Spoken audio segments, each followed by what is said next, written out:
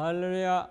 오늘은 사무엘하 15장 17절부터 23절의 말씀을 가지고 눈물로 건너는 기드론 시내가라고 하는 제목으로 말씀을 증거하겠습니다.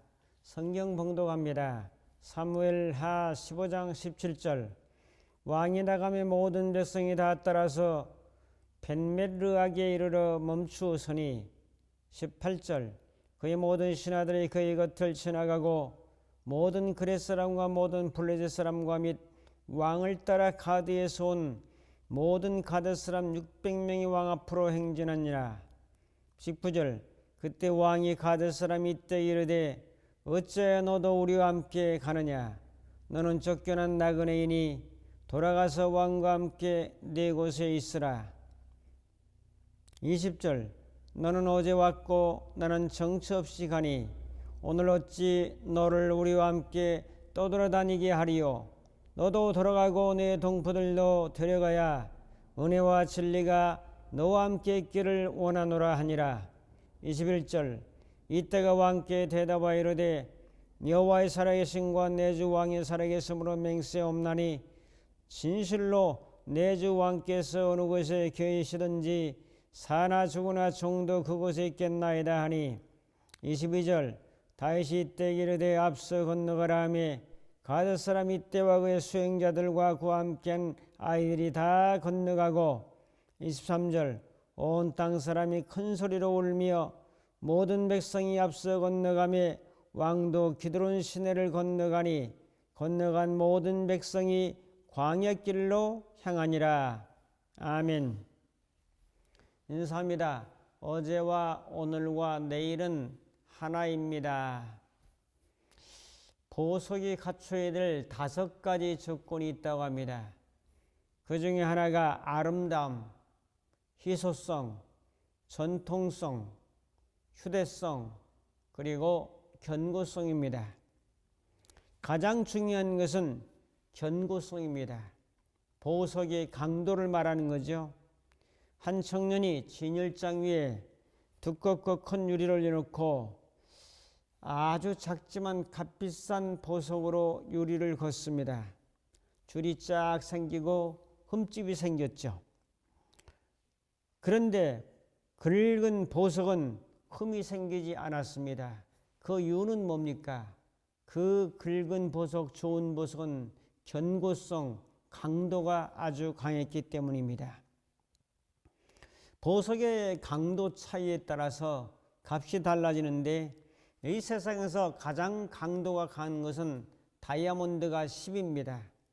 그리고 사파이어와 루비는 9, 그리고 토파즈는 8, 에메랄드와 자수정은 7, 오팔은 6입니다. 사람들은 부주의한 말 한마디에 상처를 받기도 하고 힘들어합니다. 강한 물체가 약한 물체와 부딪히면 약한 것에 흠집이 생깁니다. 믿음의 강도가 강한 사람과 약한 사람이 부딪히면 약한 사람이 상처를 받습니다. 자신이 한 자수정쯤 된다고 그렇게 생각하는 사람은 오히려 다른 사람에게 상처를 주기도 쉽습니다. 성도 여러분, 성도는 믿음의 사람들은 보석입니다. 나의 보석의 강도는 얼마나 될까요? 욥기 23장 20절에 말씀하기를 내가 가는 길을 그가 아시나니 그가 나를 단련하신 후에는 내가 순금같이 되어 나오리라는 말씀이 있습니다. 강도와 중요하고 또한 순도가 중요한 것을 보석을 통해서 깨닫습니다. 그러므로 우리는 보석 같은 신앙을 가지되 강도, 견고성이 높은 그러한 신앙으로 발돋움해서 올라가야 되겠다. 자, 오늘 배경의 말씀은 뭔가 하면은 다윗이 압살롬의 반역으로 이제 기드론 시내를 눈물로 건너며 도망가고 있습니다. 도망가면서 있었던 사건을 소개하는데요. 자, 다윗이 40년 왕위 생활하면서 이 압살롬의 반역은 한 30년 정도 통치했을 때 이후에 생긴 사건으로 보고 있습니다. 과연 압살롬은 몇 살 때 반역을 일으켰을까? 그가 30살에서 40살 정도의 나이에 아버지께 반역을 일으킨 것으로 추정합니다. 압살롬은 반역자가 되고 아버지의 추격자가 되고 다윗은 도망자가 되어서 이제 광야길로 나서고 있습니다. 생명을 취하려는 자와 생명을 보존하려 하는 자가 각축전을 벌이고 있습니다. 과연 어떤 결과가 오늘의 말씀을 통해 나타날까요? 도망을 가면서 저는 어제의 관점과 오늘의 관점 그리고 내일의 관점이라고 하는 사실을 살펴보면서 주님의 음성을 듣고 믿음으로 순종의 삶을 살기를 원합니다. 첫 번째로 다윗은 이때에게 돌아가라고 말합니다. 19절을 보면은 그때 왕이 가드 사람 이때에 이르되 어찌하여 너도 우리와 함께 가느냐? 너는 쫓겨난 나그네니 돌아가서 왕과 함께 네 곳에 있으라라고 말합니다. 과거로는 시간이요 장소는 블레셋 땅이었습니다. 시간은 과거로 돌이킬 수가 없습니다. 그러나 생각은 돌이킬 수 있고 감정은 돌이킬 수 있습니다.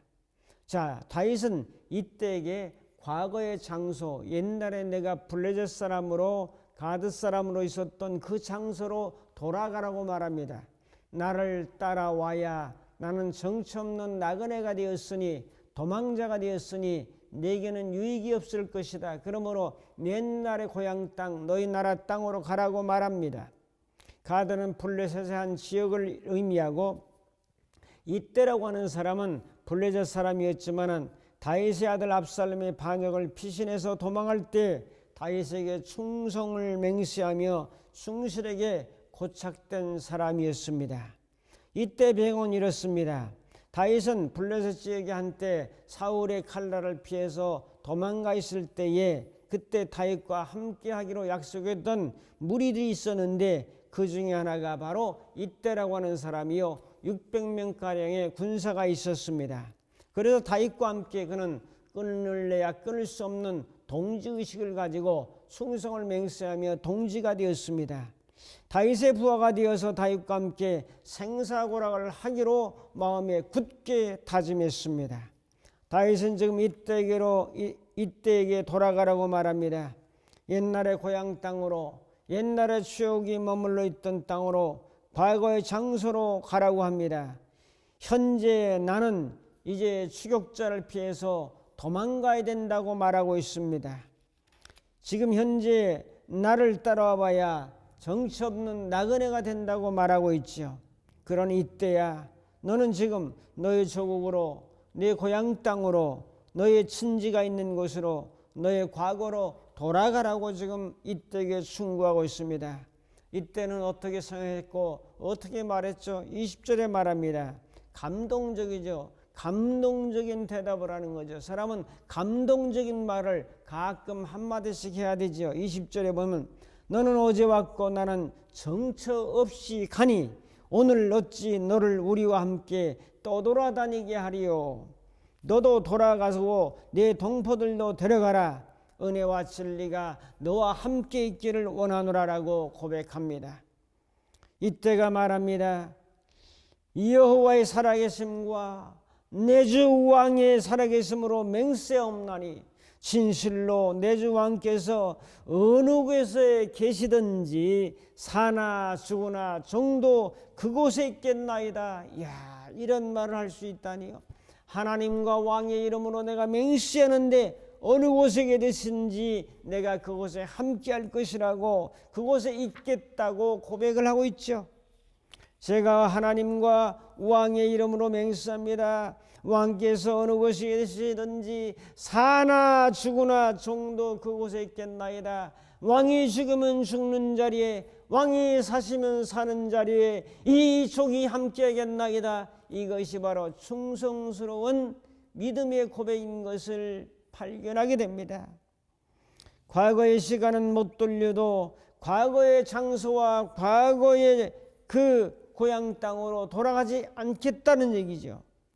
다윗에 대한 충성심을 볼 수가 있지 않습니까? 성도 여러분, 과거로 돌아가라고 했던 다윗의 말을 거절하고 현재 정치 없는 떠돌이 같은 왕을 선택하는 아름다운 모습을 볼 수 있지 않습니까? 참으로 멋진 사나이 중에 사나이라는 것을 발견하게 되죠. 이때와 같은 이런 사람이 되기를 우리 모두는 원하고 있지 않습니까? 두 번째로 다윗은 눈물로 기도는 시냇가를 건너가고 있습니다. 22절 23절에 말합니다. 자, 22절 다윗이 이때에게 이르되 앞서 건너가라 하며 가드 사람 이때와 그의 수행자들과 그와 함께한 아이들이 다 건너가고 23절 온 땅 사람이 큰 소리로 울며 백성이 앞서 건너가고 왕도 기드론 시냇가를 건너가니 건너간 모든 백성이 광야길로 행하니라 라고 말씀합니다. 다윗은 지금 울면서 눈물을 흘리며 아들의 칼날을 피해 기드론 시냇가를 건너서 정처 없이 떠도는 자 되었어도 온정을 베푸는 리더십을 볼 수가 있습니다. 그 리더십은 22절에 말한 대로 이때 일행들과 아이들이 먼저 건너가라고 말합니다. 앞서 건너가라. 건너가는 것은 기드론 시냇가입니다. 다윗은 자기가 먼저 도망가지 않고 아이들과 수행원들과 이때를 먼저 건너가게 했습니다. 다윗은 권위주의를 벗어버린 섬김의 리더십을 가졌습니다. 비록 도망자이기는 하지만은 신하들과 약자들에 대한 배려가 돋보이는 밤하늘의 별처럼 반짝이는 언어였고 행동이었습니다. 아들의 배신으로 지금 도망자가 되고 아들의 반역으로 눈물을 머금고 소수의 정예배들을 이끌고 떠나가고 있는 다윗에게 배신과 눈물의 그림자가 따라왔습니다. 다윗의 눈에는 지금 눈물이 흐르고 있습니다. 동력의 태양이 붉게 올라오는 치욕의 아침이었습니다. 눈물의 아침이요 배신의 침을 꿀꺽 삼켜야 되는 오늘의 현재의 시간이며 피난의 시간이며 정처 없는 발걸음을 옮겨 광야로 들어가는 피신하는 그런 사건입니다. 다윗은 분노하거나 불평하지 않는 모습을 보게 됩니다. 그는 생각과 감성의 강도가 다이아몬드 이 강도가 10인 것처럼 그렇게 강력했던 다윗의 마음을 엿볼 수가 있고 우리에게 그런 마음가짐을 가지라고 성경은 교훈해주고 있습니다. 작은 두 번째로 다윗의 아들 압살롬은 분노로 가득 찬 사람입니다. 압살롬이 이렇게 삐뚤어진 사람이 된 것은 자신의 누이 다말을 범한 이복형 암논을 죽이게 되었죠. 3년 동안 구슬에 도망가서 3년 동안 거기 거했습니다. 요압이라는 장군의 중재로 예루살렘에 돌아오긴 했지만은 다윗 왕은 그를 직접 보지 아니하고 2년 후에 그의 얼굴을 보았습니다. 그러므로 다윗 왕 아버지를 5년 동안에 보지 못하고 처음 보게 된 거죠. 압살롬의 속에는 분노와 섭섭함과 여러 가지 이제 어두운 감정들이 태산처럼 높이 쌓였습니다. 아버지를 죽이고 싶었습니다. 그래서 압살롬은 아버지를 향해서 비수를 품고 그의 뒤를 쫓아가고 있는 것입니다. 사람의 감정은 두 가지라고 늘 말씀하죠. 사람의 감정, 과거에 대한 생각은 오늘의 영향을 너무 많이 주는데 그걸 떨어버려야 되죠. 그래서 첫째가 쓰레기 감정이 있고 그 다음에 보석 감정이 있습니다. 쓰레기 감정은 부정적 감정이요 보석 감정은 긍정적인 감정입니다. 또 한 가지는 마이너스 감정이요 한 가지는 플러스 감정입니다. 쓰레기 감정은 파괴적인 감정이요 보석 감정은 생산적인 감정입니다. 쓰레기 감정은 사망의 감정이요 보석 감정은 생명의 감정입니다. 쓰레기 감정은 버릴수록 좋고 보석 감정은 간직해야 됩니다. 쓰레기 감정은 기억하면 안 됩니다. 보석 감정은 기억을 해야 됩니다. 그래서 이 감정에서도 이 압살롬처럼 섭섭한 거, 분노, 죽이고 싶은 마음, 복수하고 싶은 마음, 빼앗고 싶은 마음 이런 걸로 가득 찼던 이 압살롬은 그 삶이 불행했고 결과적으로 그는 비참한 처우를 마쳤던 것은 그의 감성이, 그의 과거로부터 발목을 잡는 감성이 그를 그렇게 비참하게 만들었다고 하는 사실을 우리는 깊이 인지해야 될 것입니다. 사람은 생각과 감정의 존재이기 때문에 쓰레기를 아까워합니까? 쓰레기는 버릴수록 시원합니다. 쓰레기를 쌓아둘수록 마음의 짐이 됩니다. 그래서 쓰레기를 버리고 돌아오는 발걸음은 상당히 기분도 좋고 가벼운 발걸음이지 않습니까? 마음의 잘못된 감정의 쓰레기들을 버리면 버릴수록 우리는 더 가벼워지는 삶을 되고 승리와 영광과 은혜의 삶에 접근해가며 우리의 신앙이 더 성숙해질 수 있다는 사실을 우리는 깊이 깨달아야 할 것입니다. 다윗은 지금 도망가야 되는 상황이니 그저 도망을 갑니다. 아들은 아버지를 죽이려고 칼을 품고 쫓아오지만은 아버지는 압살롬을 아들을 죽일 마음이 전혀 없습니다. 아들은 아버지를 죽이고 왕위를 빼앗으려고 하지만은 아버지는 그럴 마음이 없습니다. 다윗은 현재를 받아들이며 눈물을 흘리며 기드론 시냇가를 건너고 피난의 길을 떠나고 있습니다. 성도 여러분, 여러분들도 이런 쓰라린 경험을 해보신 적이 있습니까? 기드론 시내가를 이제 눈물을 흘리며 건너는 저 정처 없는 발걸음으로 옮긴 광야로 발걸음을 옮기는 고난의 행군의 길을 걸어본 적이 있으십니까? 그런 분들은 오늘의 말씀을 다윗의 심정을 너무나 잘 알 것입니다. 자, 이 말씀을 보면서 나도 도망갈 때가 있습니까, 여러분? 다윗이 쫓겨 도망가는 것처럼 외적인 환경의 힘에 어쩔 수 없이 밀려서 도망가는 그러한 삶, 도망은 어쩔 수 없이 쫓겨서 달아나는 것입니다. 몸의 도망도 있지만은 제가 주목할 것은 심리적인 도망이 있습니다. 우리는 무엇 때문에 도망 다닙니까? 개가 무서우면 꼬리를 내립니다. 개가 무서우면 으르렁거리면서 달려들려고 소리를 냅니다. 개가 지저대면 상대방에게 겁을 주는 행위입니다.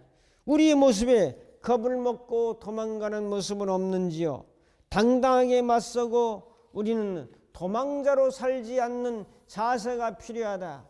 몸은 도망갔지만 다윗은 마음만큼은, 그의 정신만큼은 도망자로 가는 것이 아니라 초연하고 의연한 자세를 가지고 광야로 한 걸음 한 걸음 발걸음을 옮긴 것입니다. 열왕기상 19장에 보면은 이 엘리야가 도망자가 되는 모습을 보게 됩니다. 아합의 아내 이세벨이 이 엘리야를 잡아 죽이겠다고 선언하고 군사들을 풀어온다는 소식을 듣고 이제 도망자가 되어서 먼지를 날리며 호렙산으로 도망가는 모습을 봅니다. 불을 내렸던 엘리야, 그 우상 숭배자 바알 선지자 450명과 대결했던 그 엘리야, 용기 충천했던 엘리야, 하늘에 불을 내려 하나님의 위대하심을 증거하고 하나님의 살아계심을 만방에 드러냈던 엘리야, 그도 심적으로 무너지니 심리적 도망자가 되어 광야길로 달아나고 있습니다. 성도 여러분, 도망자로 살지 말고 현실에 맞서 충실하게 사십시오. 질병에 맞서서 질병을 이기며 사십시오. 가난과 맞서서 풍요로 이기며 사십시오. 주님은 여러분과 함께 하십니다. 여러분들을 도와주십니다.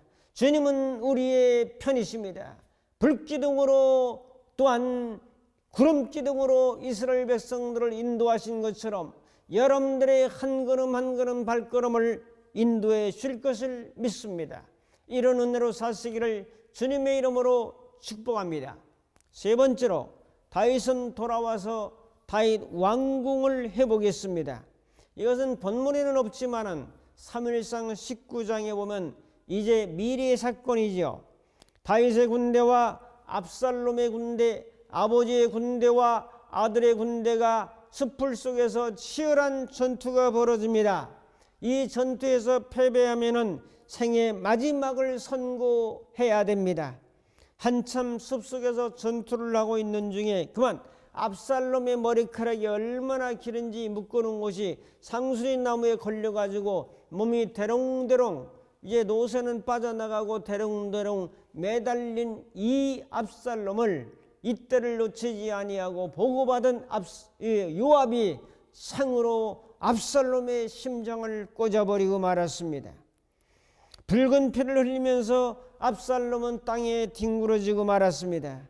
이 전투는 이제 비극으로 끝나고 말았죠. 아들과 아버지의 전투에서 그만 아들이 패배를 당한 거죠. 압살롬은 구덩이에 던져지고 매우 큰 돌무더기를 쌓았습니다.